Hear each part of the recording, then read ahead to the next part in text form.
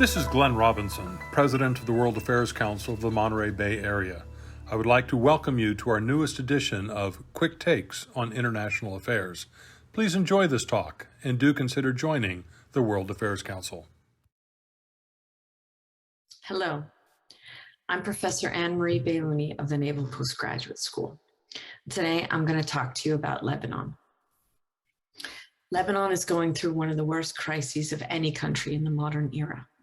So let's imagine what it's like to be in Lebanon. Your money is worth 10% of its value just 2 years ago, and 80% of the population is poor, a threefold increase over the last few years, and can't get enough food. In this world, there's almost no electricity, and therefore hardly any food, because nothing can be refrigerated or cooked. Almost all the medicines are gone. Women miscarry due to lack of magnesium pills. Hospitals shut down. And there's so little fuel for cars that gas stations resemble war zones where you need to come armed. There's no clean water available, and you can't sterilize the water you have, which is full of parasites, due to lack of fuel to cook. Outside the black market, consumer prices are up between 700 to 1,000%. Black market rates for goods like fuel are even worse. The cost of generators that the middle class pays for to get electricity have increased astronomically. Banks will not let you withdraw your savings to pay for goods, and well-off people ask relatives abroad to wire them money for food. As you can imagine, Lebanese who are able are leaving the country by the hundreds of thousands. Mostly this is the middle class.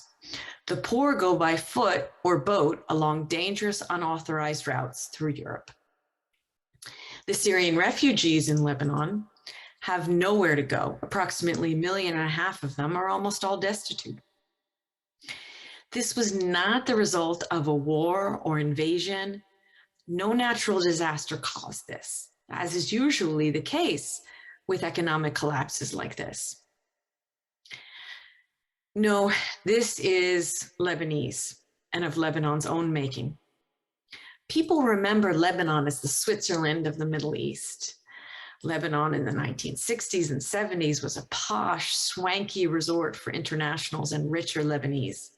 It appeared to offer everything: sea, mountains, skiing, music, bars, casinos, dancing. The country looked the most promising of all the Arab countries to modernize and remain a democracy.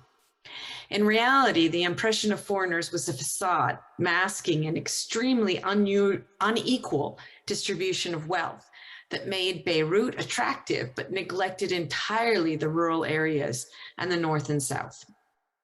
Just a small drive outside Beirut, people lacked basic necessities like clean running water and electricity, and were beholden to elites through what was basically a patron-client system.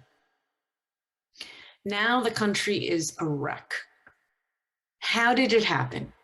How did it get to be the third most indebted country in the world without any development or infrastructure to show for the money? Well, there's a short answer and a long answer to this question. So first I'm going to go through the short answer, and then we'll deal with the longer answer, which is the more correct and complete answer. The short answer is that the central bank played with Lebanon's money. The government was incapable of meeting its debts, and the currency was first devalued, and then Lebanon defaulted on a loan interest payment. The longer, more accurate answer that we'll go to in a minute is that the system is run with impunity by a political elite, rich class for themselves with no accountability. What caused this immediate crisis was the central bank governor, in his position for almost 3 decades, was allowed carte blanche. He was not questioned.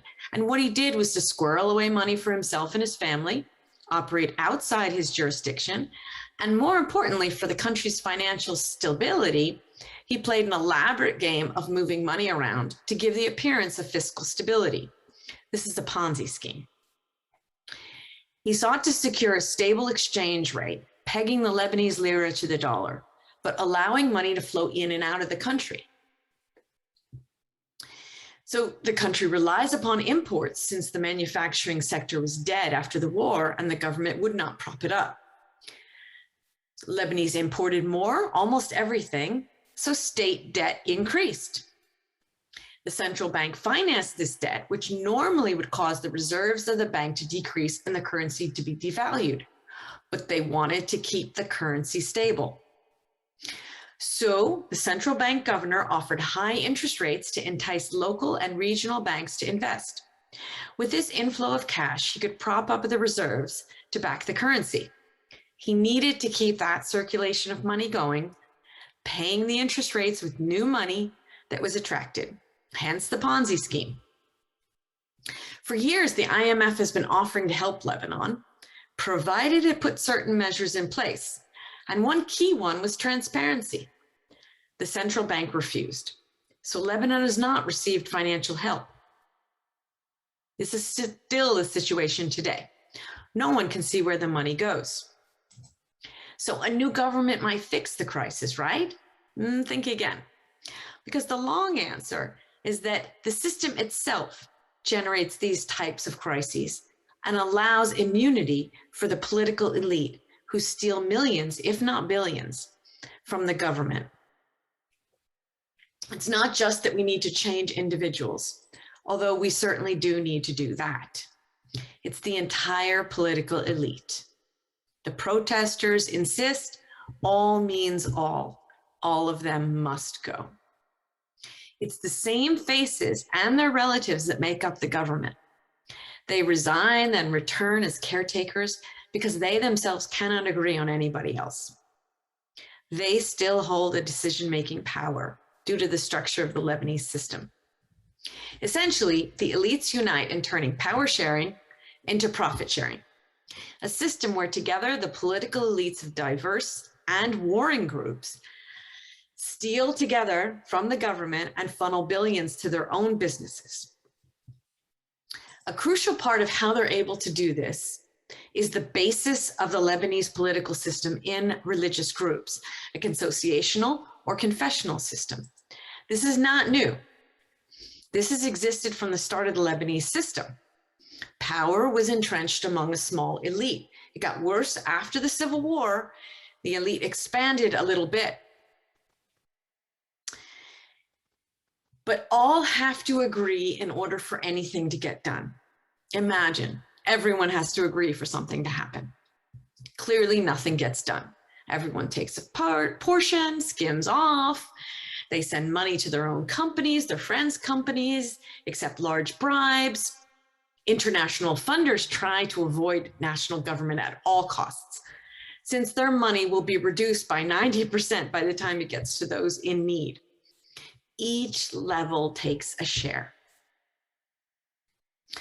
Because the elites were all doing it, they joined and had each other's backs, while publicly blaming each other at the same time. That's the crazy part of this. The political elites in charge of the government had the power to make each other immune from prosecution and transparency. No one could get the facts on how this money was disappearing. This power is often inherited and remains in the hands of individuals, usually men, with the same family names. Fathers and sons replace each other for the most part, with some additions. Sons-in-law are added. Civil War militias, the heads of those become part of the elite. And if you generated wealth abroad, they can enter into the elite. But they agree on one thing, and that is keeping the power and money to themselves. There's constant bickering over cabinet seats, divvying up government contracts to political friends. No provision of public services. In fact, many of the past years, the government had no budget, and often no president or no government at all. So how does this elite keep power? Rigged elections, bought votes, fear of the people that if any of those political parties are not reelected, then they're going to start a war. This overwhelming fear of civil war helps keep the elite in power. How could they do this? How could they keep control by threatening a war In most democratic countries, that is not realistic. Here it is. Why? Those religious groups and the elites we talked about, they have militias. And I'm not referring primarily to Hezbollah. The Sunnis, the Christians, the Druze, they all have militias. Hezbollah is better known, better trained, and experienced, but the others are also armed. Normally, the country's military would be entrusted with making sure there are no militias and that a civil war does not happen. But here, the Lebanese military is the product of this same divided political system and suffers from those political divisions. It doesn't have the power to go against the political elites. Its weapons are also inferior. The US will not provide lethal weapons to the Lebanese military for fear that they'll go to Hezbollah. And the joke here is that Hezbollah has better weapons than the Lebanese military. This immunity of the elites and the resulting incompetence was behind the horrific port explosion in August 2020. The Beirut port exploded in one of the largest non-nuclear explosions in history. It killed at least 250 people. The health ministry stopped counting, destroyed tens of thousands of buildings, and laid waste to a large area of Beirut. There has been no explanation of how that amount of explosive materials, almost 3 tons, remained in dangerous, flammable conditions for so many years, or even who they belonged to, and why no official got rid of them or put them somewhere safe. So it's clear that business and politics are united, and that the political and the economic elite overlap to a large extent. In a lot of countries, you need to be politically connected for a boost, for a little help, but here it's necessary. So add to this political elite's dominance of the economy and politics an inflexible economy that doesn't generate wealth, and a state that does not provide or regulate almost any public goods effectively. The Lebanese economy from the start has been based on international trade, banking, services, and receiving labor remittances from the vast Lebanese population abroad. The state will not provide public goods or infrastructure. And I don't mean welfare or social assistance. I mean regulating or providing safe water, electricity, garbage collection, safe roads, minimum health care for emergencies, and even schools. So this is the background. Let's look at the current situation today. Things came to a head in 2019. By this time, the Syrian war had been going on for 8 years, decreasing trade with Syria, and then the country hosted 1.5 million refugees. Tourism declined, due in part to the war next door and to the mismanagement of the economy. Who wants to spend an hour to cross a few blocks in Beirut due to traffic, or drive by the stench of a 3-story high pile of garbage, the size of a mountain, in the center of town? Gulf aid declined because of the role of Hezbollah in the Lebanese government. There had been massive protests in 2015 against the garbage crisis, the You Stink movement, and protests since then on numerous infrastructure and public service issues.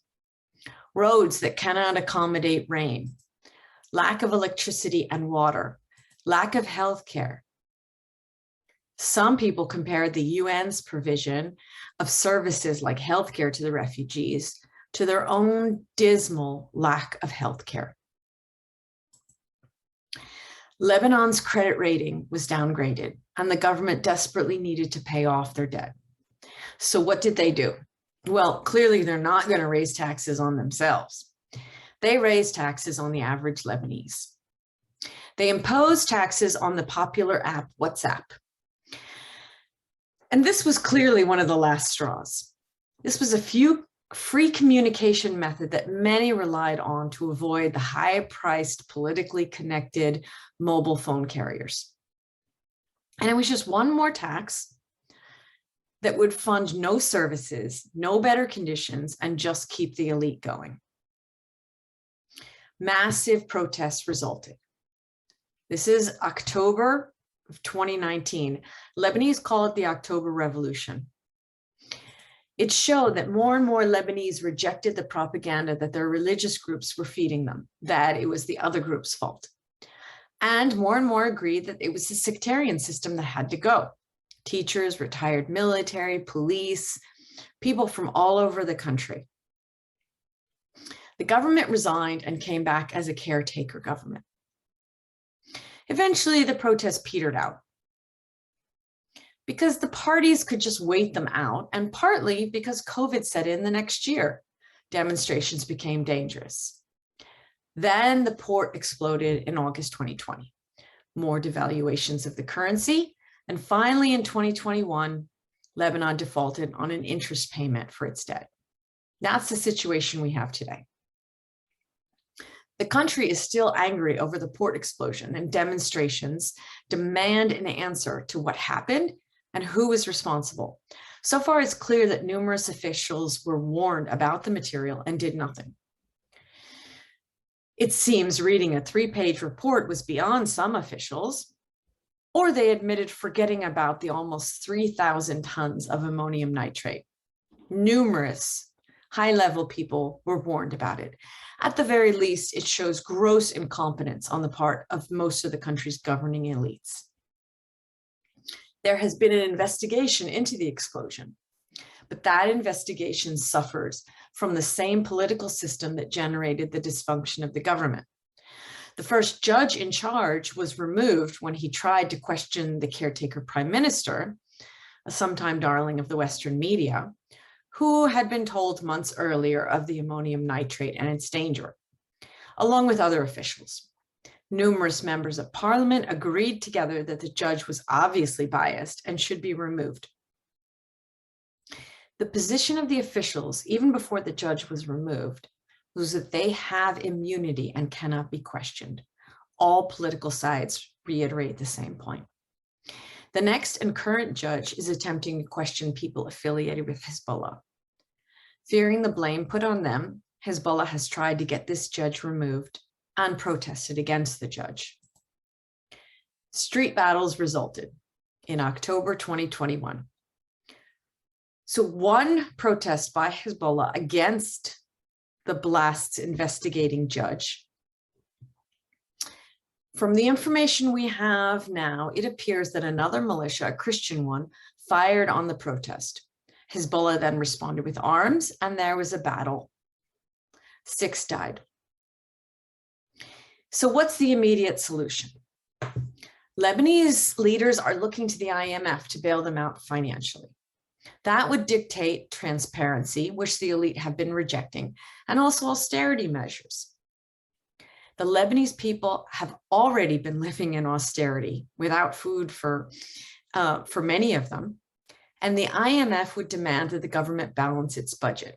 Now, the government would have a choice on how to do that, but it would be up to the elites, and it is unlikely that they will choose to tax themselves. Usually, the result is regressive taxes affecting the poorest and completely leaving the billionaires who ripped off the government alone. Inequality, already extreme in Lebanon, would increase. What will it take to change the system and to end the war? It's not clear. Similar large-scale protests to the ones that we have and had from 2019 on occurred before the Civil War in 1975, and which itself began as a series of street battles. The population wanted an end to the sectarian system as now, but the political bosses would hear none of it. If Lebanon continues as it has been, the middle-class population will almost certainly leave. The country could hobble along, left with extremely poor and rich, benefiting from money from tourism, Lebanese abroad, the international community. On the other hand, The fear that the political parties will start a war is real. Lebanese may be sick of war. They are. But the incentive for war does not lie in the individual. If one group attacks another, it will become an existential problem that the attacked group will have to respond to, and people will need to take sides. Just like in the Civil War, they'll have to move to an area of their religious birth group for protection, and the spiral of escalation will continue. Lebanon can serve as a warning to other countries in three main respects. First, political elites who use the government as their own personal bank accounts will lead to dangerous ends, not just indebting the country. This practice ingrains deep corruption and destroys the idea of a government serving the people's interests. Second, institutions that are put in place intending to be temporary will last. Numerous academics warned about this when the Iraqi system was designed. Separating people through their ethnic or religious affiliation may sound like a great idea for autonomy of each of the groups, but it solidifies those divisions and makes it easier for the few elites on top of those groups to stay in power. It's a small step from there to immunity and government dysfunction. And third, armed militias in a country are a basic threat to national sovereignty, no matter their stripe.